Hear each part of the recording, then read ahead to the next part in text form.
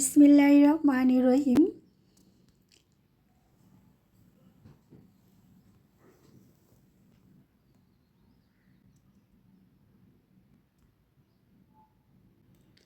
যার মুখে হাসি বেশি তার জীবনে কষ্ট তত বেশি। যারা অন্যকে ঠকাতে ভয় পায় তারা নিজেরাই বারবার ঠকে যায়। আসসালামু আলাইকুম, আমি জেসিন স্বপ্না ঢাকা থেকে বলছি। জেসিন স্বপ্না ব্লগ থেকে সবাইকে আরেকবার স্বাগতম। কাছে এবং দূরে, দেশ ও দেশের বাইরে যে যেখান থেকে আমার ভিডিও দেখছেন এবং দেখবেন, আশা করছি আল্লাহর রহমতে সবাই ভালো আছেন। আলহামদুলিল্লাহ, আমিও পরিবার নিয়ে ভালো আছি। এই তো কাজার সিজার কাটার টিমার এগুলো একটু নোংরা টাইপ হয়ে গিয়েছিল, তো এগুলো ধুয়ে খুব সুন্দর করে পরিষ্কার করে জায়গায় রেখে দিলাম। আর এখানে এখন আমি চাল ভেজে নিচ্ছি। তো আমি চাল কেন ভাজছি সেটা অনেকে হয়তো প্রশ্ন করতে পারেন, কিন্তু আমি চাল কেন ভাজছি আমার সাথে থাকুন, থাকতে থাকতে দেখবেন এবং বুঝবেন। চালটা আমার খুব সুন্দর করে লাল লাল করে ভাজা হয়ে গেছে। আমি যখন হোটেলে খাবার খেতে যাই তখন আমি দেখি যে চাল আর ধনিয়া দুইটা একসাথে করে ভেজে হোটেলে খাবারের পরে এটা খেতে দেয়। তো এটা খেতে কিন্তু আমার খুবই ভালো লাগে। আর আমার আম্মুকে দেখতাম চাল আর জিরা তারপরে ধনিয়া একসাথে ভেজে একটা ফাঁকি করে বয়ম ভরে রেখে দিত, আর যখন রান্না করতো তখন ব্যবহার করতো। তো আমি এটা করব না, আমি যখন খাবার শেষে আমি খেয়ে নিব, সেখানে খেতে কিন্তু খুবই ভালো লাগে। আর এখন আমি ভেজে নিচ্ছি ধনিয়াটা। তো ধনিয়াটা আমি খুব সাবধানে ভেজে নিব, যাতে এটা কালার টাইপ না হয়ে যায়, আবার গ্রানটাও যাতে খুব সুন্দরভাবে থাকে। এই তো আমার ভাজা হয়ে গেছে চাউল আর ধনিয়া দুটোটা একসাথে করে। এখন আমি একটা ঝাড়ে ভরে নিব। তো ঝাড়ে যে আমি ভরবো সে কাজটাই আমার ছোট্ট সোনা বাবা আমাকে করে দিচ্ছে। আর এভাবে ভেজে আমি এক ঝাড় আমার খাবার টেবিলে রাখি, আর এক ঝাড় আমি আমার আব্দুর রহমানের বাবাকে দিয়ে দিই। উনি ওর অফিসে লাঞ্চ খাওয়ার পরে একটু একটু করে খেয়ে নেয়। আমি আপনাদের মাঝে আজকে একটা নতুন মজার রেসিপি নিয়ে আসছি, যে রেসিপিটা একবার খেলে বারবার খেতে ইচ্ছে করবে। আর এই রেসিপিটা কিন্তু বড় বড় নামি দামি খাবারগুলোকে হার মানায় এবং কষা মাছ মাংসকেও হার মানাবে। এখানে আমি মুসুর ডাল আর একটা ডিম ব্লেন্ডার করে নিয়েছি। আর এখানে নিয়েছি আমি ফুলকপি সিদ্ধ করে। ফুলকপি সিদ্ধ করে হালকা চিপে চিপে পানিটাকে ঝরিয়ে এখন আমি একটা কাটারের সাহায্যে আমি এটা ব্লেন্ডার করে নিব, যাতে এটা একটু হালকা টাইপের নরম সফট এবং জোরে জোড়া হয়। অনেকেই খেয়েছেন বা অনেকেই খান নাই আমি জানি না, যারা খান নাই তারা একবার খেয়ে দেখবেন, আর যারা খেয়েছেন তারা তো জানেন তার মজা ও স্বাদ কীরকম। তাই আমি এটা এই যে এক এক করে কাটারের সাহায্যে এটাকে আমি গিন গিন করে নিচ্ছি। তা আমার করা হয়ে গেছে। এখন আমি যে ডাল আর ডিম ব্লেন্ডার করেছিলাম তার সাথে আমি এটা মিশিয়ে নিব। ফুলকপির এই ভরা আপনাদের কষা মাছ মাংসকে হার মানাবে যদি এইভাবে একবার রান্না করে খেতে পারেন। স্বাদ, মজা, গ্রান সবটাই ভরপূর্ণ পাবেন। তো এই যে দেখছেন আমি ফুলকপির সাথে আমি ডাল আর ডিম ব্লেন্ডার করেছিলাম সেটা দিয়ে দিয়েছি। আর এখন হলুদ পাখি, মরিচের পাখি, জিরা ধনিয়ার পাখি, তেল আর আদা রসুন বাটা দিয়ে দিচ্ছি। পেঁয়াজ কুচি, কাঁচা মরিচ, ধনিয়া পাতা সমস্ত উপকরণগুলো দিয়ে এখন আমি উঁচু উঁচু করে 1 চামচ বেসন দিয়ে দিব।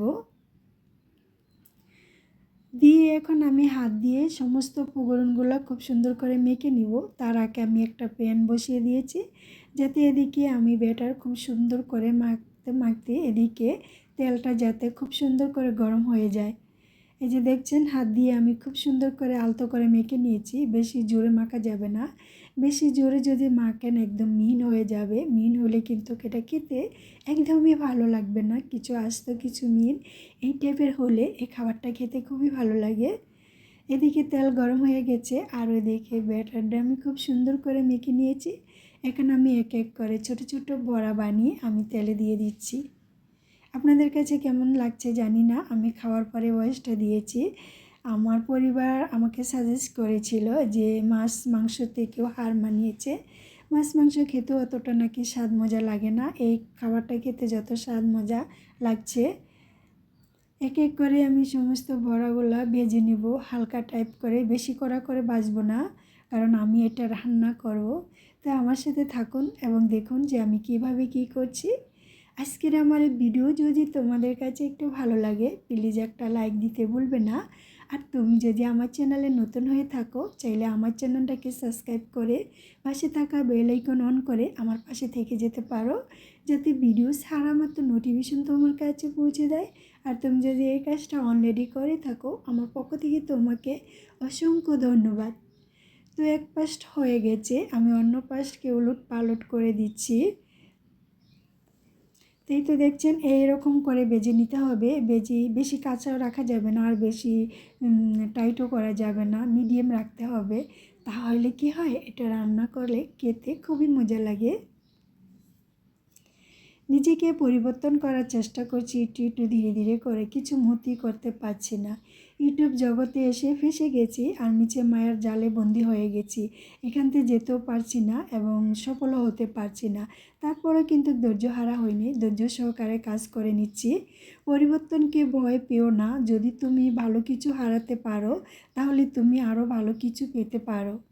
তাই এই টাইপ খোলাটা কিন্তু আমি খুবই লাল করে এবং মুসমুসে করে ভেজে নিয়েছি, কারণ এগুলো এখন খাবো। আর আব্দুর রহমানের বাবা এই টাইপের খাবারগুলোকে একটু মুসমুসে করে খেতে খুবই পছন্দ করে, তো আমিও ওই টাইপ করে ভেজে নিয়েছি। তো অনেক পছন্দ করে পরিবার মিলে বসে খাচ্ছি। আর বাকি যেটি আছে ওটি আমি রান্না করে নিব, কারণ আমি অনেকগুলোই আজকে ভেজেছিলাম। খাওয়া হয়ে গেছে, ওদিকে আব্দুর রহমানের বাবা আব্দুর রহমানকে পড়াচ্ছে আর এদিকে আমি রান্নায় চলে এসেছি। এখানে আমি পেঁয়াজ দিয়েছি, আস্ত কিছু জিরা দিয়েছি, একটা দারচিনি, এলাচ, লবঙ্গ সব কিছু দিয়ে এখন আমি তেল দিয়ে আমি পেঁয়াজটাকে ভেজে নিচ্ছি।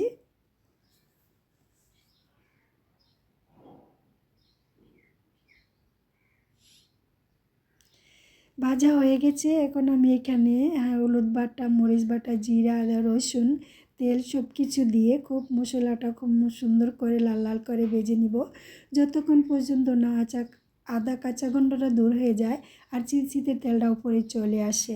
এই তো আমার মশলা কষানো হয়ে গেছে, এখন আমি দিয়ে দিচ্ছি আলু।